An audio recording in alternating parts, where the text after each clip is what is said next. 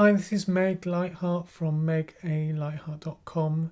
We're talking about feelings today in connection with courageous conversations, which is our topic all week.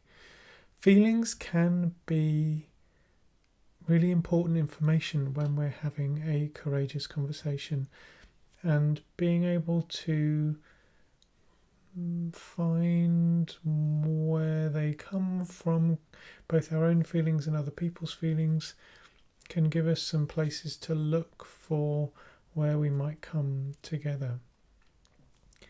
So in the difficult feelings camp, there's very broadly sadness, anger,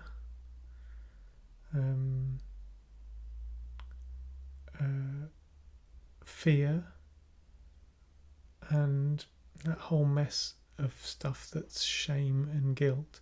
So sadness has its younger sibling wistfulness, and its much bigger sibling grief, and sadness tends to be when part of us feels like it's losing or has lost something.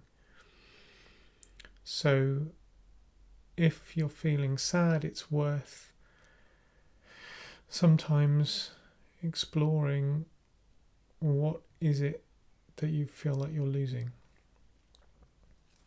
Anger, its younger sibling, is irritation or frustration. Its big older sibling is rage.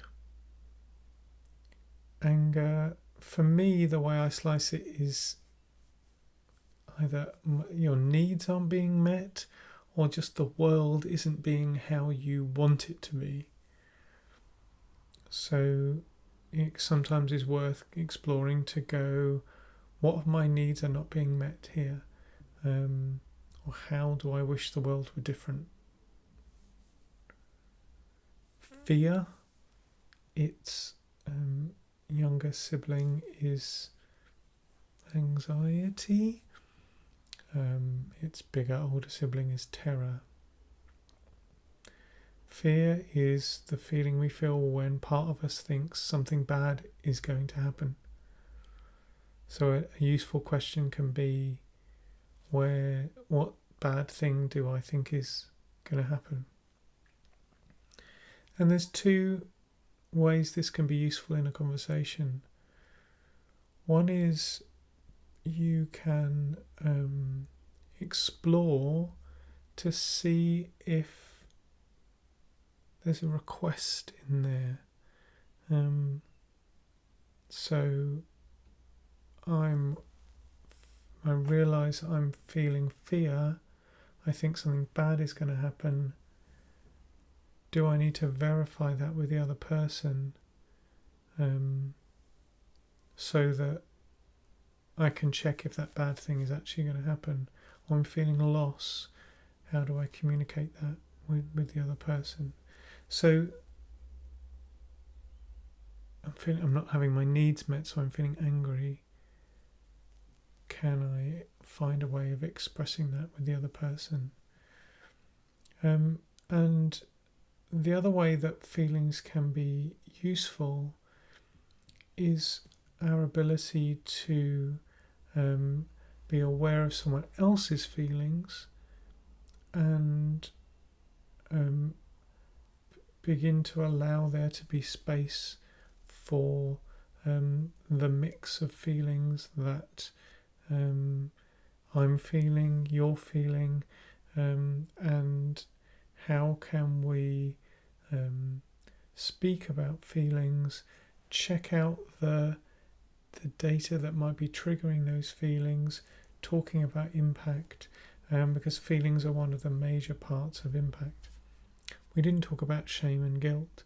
Brené Brown seems to be the person who talks a lot about this, and her definition is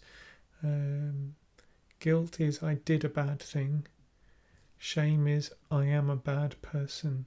It's really worth looking at some of her stuff around shame and guilt, and Guilt can be a way of instigating reparations with the other person.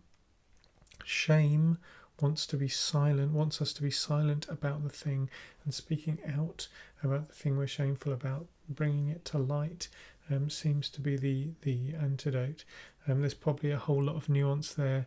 I've only listened to a couple of TED talks and read half a book, so Brené stands don't come for me.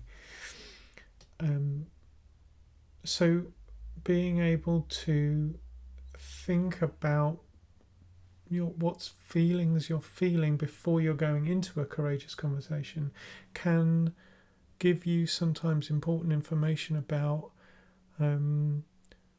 what's my perception of what's happening, and do I need to clarify something with someone else, and is there a request that I want to make of the other person? If we ignore feelings, our own feelings, the other person's feelings, which means the impact of things on us, the impact of stuff on them, we're never really going to get to the bottom of stuff, and we're never going to find our way down the ladder of inference and having a way forward if we ignore the feelings that are happening, particularly because it's like it's not a professional thing to do. There are so many emotions in the workplace. I spend my life coaching people having emotions about work. Of course there are emotions, and they're a major part of courageous conversations too. So before going into the conversation and during the conversation, being aware of what we're feeling, being aware of what the other person's feeling, and speaking about it if we can really help us to find our way through. If courageous conversations is a thing you're focusing on and you want a bit of company, go to megalightheart.com and see if coaching might be a thing you'd like to do. If you have a steady income and you'd like to support me in producing these videos and podcasts and stuff, then go to patreon.com/megalightheart and become a monthly patron.